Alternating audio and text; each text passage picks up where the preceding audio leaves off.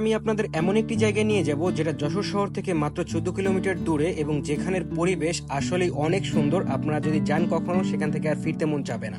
Hi everyone, welcome back to my another new video. তো আজকে আমি আপনাদের এমন একটি সুন্দর জায়গায় নিয়ে যাব যেখানে গেলে আপনাদের মনোমুগ্ধ হবেনি এবং সেখান থেকে আর আসতে মনে চাবে না। তো যেই কথা সেই কাজ, আমরা কিন্তু বেরিয়ে পড়েছি দুপুর থাকতেই, কারণ জায়গাটা 14 কিলোমিটার দূরে যশোর সদর থেকে এবং বর্তমানে আমরা ধর্মতলা হয়ে কায়েমকোলার দিকে যাচ্ছি। এবং এই রাস্তাটা এতটাই সুন্দর এবং এতটাই সবুজ যে আপনারা যদি কখনো এই দিকে না আসে থাকেন অবশ্যই আসবেন। আমি রেকমেন্ড করবো, আপনাদের অবশ্যই খুবই ভালো লাগবে। এবং রাস্তাটাও খুবই প্রশস্ত এবং খুবই সুন্দর, দেখতেই পাচ্ছেন। এবং চারিদিকের যে পরিবেশ, পরন্তু বিকেলে মাঠগুলো এবং যে আকাশের যে সিনারিও গুলো আসলেই খুবই সুন্দর ছিল। এবং সাথে ছিল আমার ছোট ভাই ফারহান। মজার বিষয় হলো আমরা যেখানে যাচ্ছি আজ, এখানে আমরা কখনোই আগে যাইনি, সম্পূর্ণ অচেনা একটা জায়গা। আমরা জাস্ট খুঁজে খুঁজে সেই জায়গাটায় যাবো এবং সেই জায়গাটা এতটা সুন্দর যে আপনাদেরও দেখাবো এবং আপনারাও পরবর্তীতে যাতে যেতে পারেন সেই ইনস্ট্রাকশন এই ভিডিওতে পেয়ে যাবেন। তো কায়েমকোলা থেকে 5 কিলোমিটার ব্যাকে আমরা একটা জায়গায় দাঁড়াই, দেখতে পাচ্ছেন জায়গাটা খুবই সুন্দর এবং চারিপাশে কত বড় মাঠ দেখা যাচ্ছে এখান থেকে।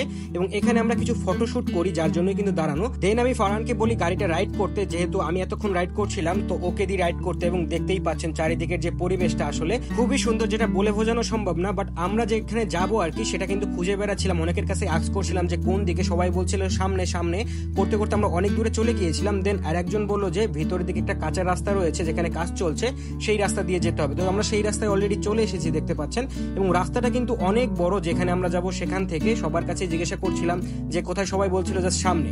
তো সামনে করতে করতে আমরা কিন্তু সেই জায়গায় চলে আসি, আমাদের কাঙ্ক্ষিত জায়গাটাই। আপনারা অনেকেই হয়তো বুঝে গিয়েছেন অলরেডি যে জায়গাটা আসলে কোথায়। জায়গাটা আসলে বুকবরা বাওর। এবং এখানে হয়তো বা অনেকেই এসেছেন যশোর শহরে বা যশোরের বাইরে থেকে। আর যারা কখনোই এখানে আসেনি তাদের জন্য মূলত এই ভিডিওটি। এবং ফার্স্ট টাইম এখানে এসে আমার অনুভূতিটা ছিল অন্যরকম। যশোর শহর থেকে কিছুটা দূরে এত সুন্দর একটা জায়গা আছে আমি জানতাম ঠিকই, কিন্তু আমার কখনো আসা হয়নি। এবং ফার্স্ট টাইম এখানে এসে আমি মনোমুগ্ধ হয়ে গিয়েছিলাম। এবং এই বাওরটা এতটাই বড় যে সম্পূর্ণ একটা গ্রামের মতো জায়গা জুড়ে আছে এবং এই বাওরের চারিদিক দিয়ে প্রচুর গ্রাম রয়েছে। তো এখানে এসে আমরা স্থানীয় লোকজনের পাশাপাশি কিছু বাইরের লোকও দেখতে পেলাম যারা এই বাওরটা দেখতে এসেছেন। এবং অনেকেই আছেন, দেখতে পাচ্ছিলাম যে এখানে মাছ ধরছেন।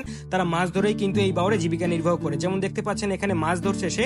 এবং আমি অনেকক্ষণ ধরেই তার ভিডিওটা করছিলাম, যেহেতু অনেকদিন মাছ ধরা দেখি না জাল দিয়ে, যার কারণে দেখবো যে শেষ পর্যন্ত কি মাছটা ওঠে এখান থেকে, সেটা দেখার জন্য দাঁড়িয়েছিলাম। এবং লাস্ট ফিনিশিং কি হলো আমি দেখলাম যে সেখানে কিন্তু কোনো মাছ ওঠেনি এবং বাচ্চা দুটো দেখতে পাচ্ছেন কতটা কিউট। তো কিছুক্ষণ হাঁটাহাঁটির পরে আমার চোখ যে একটা নৌকার দিকে দূরে দেখতে পাচ্ছেন, আপনার আমি যদি একটু জুম করে দেখাই, দেখতে পাচ্ছেন দূরে একটা নৌকা রয়েছে। এখানে আমি আস্ক করলাম যে এই বাওরে নৌকার কোনো ব্যবস্থা আছে কিনা। তারা বললো আছে, জেলে এলাকায়, সেখানে আমাদের যে নৌকার ব্যবস্থা করতে হবে। এখানে কোনো নৌকা নেই, অর্থাৎ এটা কিন্তু আমরা একটা পাড়ে রয়েছি। এমন কিন্তু প্রচুর পাড় রয়েছে এই বাওরে, সেই সমস্ত কিছু পাড় রয়েছে যেই পাড়গুলোতে আমরা নৌকা উঠতে পারবো। তো দেখতে পাচ্ছেন দুইজন লোক বাওরে নেমে গেল গোসল করতে।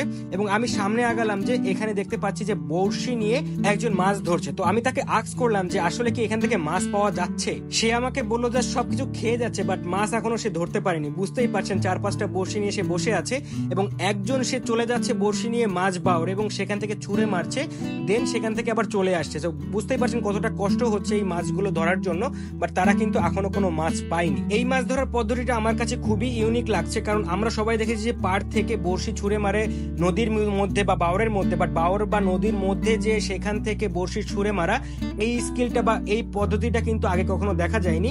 এটার একটাই কারণ, এই পাড়টা কিন্তু খুবই কম গভীর, যার কারণে কিন্তু গভীরে যে এই বড়শিটা ছুঁড়ে মারছে, দেখতেই পেলেন কেবল ছুঁড়ে মারলো এবং ছুঁড়ে মারার পরে আবার সে বড়শি নিয়ে পাড়ে চলে আসবে। তো ব্যাকে ফিরে দেখলাম যে দুজন নেমেছিল বাওরে গোসল করতে তারা কিন্তু এখনো গোসল করছে। এবং পিছনে যে বাজারটা দেখতে পাচ্ছেন, এই বাজারটার নাম হচ্ছে আরিজপুর বাজার এবং এটা কিন্তু যশোর সদরের মধ্যেই পড়ে। আপনারা জাস্ট গুগলে সার্চ করলেই পেয়ে যাবেন এই স্থানটা এবং সেখান থেকেই চলে আসতে পারবেন। দেন দেখলাম আরো কয়েকজন গোসল করতে নেমে গিয়েছে সেখানে। পরন্তু বিকেলে এই বাওরে গোসল করা কিন্তু অন্যরকমের শান্তি। এটা দেখে আমাদেরও নামতে ইচ্ছা করছিল, বাট জামা কাপড়ের স্বল্পতার জন্য আমরা কিন্তু নামতে পারিনি। পরবর্তীতে যদি কোনোদিন আসি অবশ্যই আমরা সবকিছু নিয়ে আসবো যাতে করে এখানে আমরা গোসল করে যেতে পারি এবং সেটা অবশ্যই আপনাদের দেখানো ট্রাই করব। দেন আমি আরেকজনের দেখা পেলাম যে এই বাওরের মধ্যে দাঁড়িয়ে মাছ জাল দিয়ে ধরছে। এটা কিন্তু সচরাচর দেখা যায় না। এটার একটাই কারণ, এই যে পাড়টা রয়েছে পাড়টার গভীরতা খুবই কম, যার কারণে ভিতরে যেই মাছটা ধরা লাগছে। এত লোক এই বাওরে মাছ ধরছে, বাট একটাও কিন্তু আমরা মাছ এখন পর্যন্ত দেখতে পাইনি। অনেকেই বলছে যে মাছ কমে গিয়েছে, যার কারণে কিন্তু মাছগুলো উঠতেছে না। কি আর করার, বাওর দেখতে পেলাম বাট বাওরের কোনো মাছ দেখতে পেলাম না। যাই হোক, আমরা এখানে কিছু ফটোশুট করে নিলাম, যেহেতু পরিবেশটা খুবই সুন্দর ছিল, এবং কিছু স্লোমো ভিডিও করে নিলাম, যেটা আপনারা দেখতে পাচ্ছেন। অবশ্যই জানাবেন যে ভিডিওটা কেমন হয়েছে।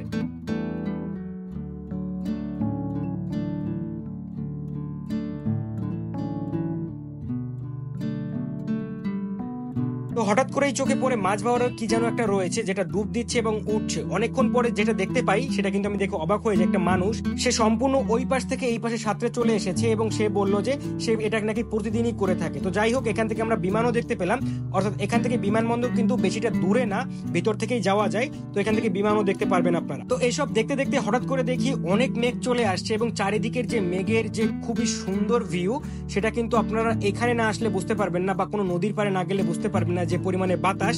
আমরা অনেক মজা করি এখানে বাতাসে, খুবই ভালো লাগছিল যেহেতু শহরে এমন বাতাস পাওয়া যায় না। এবং দেখতেই পাচ্ছেন খুবই সুন্দর কিন্তু ভিউ পাওয়া যাচ্ছিল এখান থেকে। এবং এখানের বাতাসটা সম্পূর্ণ ধুলামুক্ত এবং খুবই মিষ্টি, যেটা আপনারা এখানে আসলেই বুঝতে পারবেন। তো এত সুন্দর আকাশ দেখে আমি কিছুক্ষণ এখানে বসে টাইম স্পেন্ড করি এবং পিছনের দিকে তাকিয়েও দেখি যে পিছনে একটা পাহাড়ের মতো মেঘ তৈরি হয়েছে, যেটা দেখতে কিন্তু খুবই সুন্দর লাগছিল। দেন ছোট ভাই বলে যে তাকে কিছু ফটোশুট করে দিতে এই মেঘের সাথে, তো আমি কিছু ফটোশুটও করে দিই তাকে। তো এখান থেকে আমাদের বেরোনোর টাইম হয়ে গিয়েছে, আমরা আর বেশিক্ষণ দাঁড়াবো না যেহেতু অনেক বিকাল হয়ে গিয়েছে, এখান থেকে বেরিয়ে যেতে হবে। দেন তার আগে আমি সুন্দর পরিবেশটা একটা স্ন্যাপ নিয়ে একটা রিল করে নিই, যাতে করে এই সুন্দর পরিবেশটা আমার ওয়ালে সারা জীবন থেকে যায়, কারণ এই পরিবেশটা যেহেতু ফার্স্ট টাইম আমি দেখেছি, খুবই ভালো লেগেছে আমার কাছে। দেন আমরা আজকে দিনের মতো বুকভরা বাওর থেকে বিদায় নিলাম এবং এই যে বাজারটা রয়েছে বাজারটা থেকে কিন্তু সম্পূর্ণ বুকভরা বাওরটাই দেখা যায়। এবং কিছু দূর যেতেই অন্যরকম একটা টি স্টল আমাদের চোখে পড়লো, যে টি স্টলটা খুবই সুন্দর ছিল, একদম এই বাওরের পাড়েই। এবং এই টি স্টলটা যদি আমরা আগে জানতাম তাহলে এখানেই আমরা এসে বসতাম। টি স্টলটার নাম ছিল relax cafe and tea stall. এখান থেকে কিন্তু বসে আপনারা খুব সুন্দরভাবে চাও খেতে পারবেন এবং পরিবেশটাও উপভোগ করতে পারবেন। তো আপনারা হয়তো বা বুঝতে পারছেন আমরা যে পথ দিয়ে এসেছিলাম আমরা কিন্তু সেই পথ দিয়ে যাচ্ছি না, আমরা যাচ্ছি অন্য পথ দিয়ে। এবং আমরা এসেছিলাম ধর্মতলা থেকে কায়েমকলার দিকে বুকভরা বাওরে, এবং বুকভরা বাওর থেকে এখন আমরা যাচ্ছি চূড়ামনকাঠির দিকে এবং সেখান থেকে পালবাড়ি হয়ে আমরা আবার শহরের দিকে ঢুকবো। বাট এই সম্পূর্ণ রাস্তাটাই দেখতে পাচ্ছেন কাজ চলছে, যার কারণে কিন্তু গাড়ি চালাতেও অনেক সমস্যা হচ্ছিল এবং অন্ধকার হয়ে যাচ্ছিল, সেটাও কিন্তু একটা প্রবলেম। কিছু দূর এসে আমরা এমন একটা স্থাপনা দেখতে পাই যেখানে লাইট জ্বলছিল। অনেকের কাছে আস্ক করছিলাম যেটা কি, একজন বললো যে এটা বিমান বাহিনীর সিগন্যাল পয়েন্ট। তো বুঝতেই পারলাম যে এখানে বিমান বাহিনীর থেকে কিন্তু বেশিটা দূর না। তো দেখতে পাচ্ছেন অলরেডি কিন্তু সন্ধ্যা হয়ে গিয়েছে এবং দেখলাম যে অনেক গরু নিয়ে এই রাস্তা থেকেই যাচ্ছে। তো যাই হোক, আমরা চলে আসলাম চূড়ামনকাঠি থেকে পার হয়ে আমরা মেইন রোডে চলে আসছি এবং এখান থেকে আমরা পালবাড়ির দিকে যাচ্ছি। তো ভিডিওটা যারা আপনারা সম্পূর্ণটা দেখছেন তারা হয়তো বা বুঝতে পেরেছেন যে আমরা কোন দিক দিয়ে যে কোন দিক থেকে বের হয়েছি। আপনারা চাইলে এটাও করতে পারেন এবং আপনারা চাইলে যে দিক থেকে যাবেন সেই দিক থেকেও আসতে পারেন, এটা কোনো বিষয় না। দুটো পথই মোটামুটি সমান দূরত্বে, আমার যেটা মনে হলো ফার্স্ট টাইম অভিজ্ঞতা দিয়ে। তো আমরা দেখতে পাচ্ছেন বর্তমানে কিন্তু সেনাবাহিনীর মেইন গেট থেকে সামনের দিকে যাচ্ছি, অর্থাৎ পালবাড়ির দিকে, এবং পালবাড়ি অলরেডি আমরা চলে এসেছি। তো আজকের জার্নিটা মোটামুটি এই পর্যন্তই। আপনারা যারা ভিডিওটি সম্পূর্ণ শেষ পর্যন্ত দেখেছেন, ভিডিওটি কেমন হয়েছে অবশ্যই আমাকে কমেন্টে জানাবেন এবং লাইক করতে ভুলবেন না, এবং আমার পেজটি অবশ্যই ফলো করে আমাকে সাপোর্ট করবেন। থ্যাংক ইউ সবাইকে, ভালো থাকবেন সবাই, দেখা হবে পরের কোনো ভিডিওতে। এবং আমার ইউটিউব চ্যানেলটি পেজে পিন কমেন্ট করা আছে, সেখান থেকে আপনারা ইউটিউব চ্যানেলে যেয়ে অবশ্যই সাবস্ক্রাইব করে দিবেন। Thank you everyone.